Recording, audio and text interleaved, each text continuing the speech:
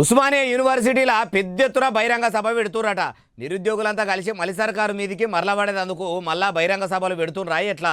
అసలు ఆ సభ అనుకున్న అసలు సీక్రెట్ ఏందో మనం కూడా ఆడదాకపోయి అన్ని ముచ్చట్లు తెలుసుకుందాం. పరి ఈ ఏడాది పూర్తి అవుతున్నటువంటి సందర్భంలో నిరుద్యోగుల కృతజ్ఞత సభగా ఒకటి భారీ బహిరంగ సభను ఏర్పాటు చేసి ప్రభుత్వానికి అండగా ఉండాలనే ఆలోచన కూడా మేము చేయబోతా ఉన్నాం. ఈయనరా Congress party leader Chenagani Dayakar sir ఏమంటున్నాడో, షెయి సర్కారు ఏడాది ఏలుబడిలా నిరుద్యోగులకు ఉద్యోగాలు ఇచ్చింది కాబట్టి నిరుద్యోగుల తరపున పెద్దెత్తున ఉస్మానియా యూనివర్సిటీ ఉప్పొంగిపోయి సంబురపడేటట్టు అంగరంగ వైభోగంగా మలి సర్కారుకు జేజేలు కొట్టుకుంటా బహిరంగ సభ పెడదామా అనుకోవచ్చుండు.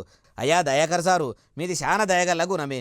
విద్యార్థులు నిరుద్యోగుల గోసలను మీ షెయి సర్కారు చింతపడకుండా చేసిందని కృతజ్ఞత సభ పెట్టాలనా?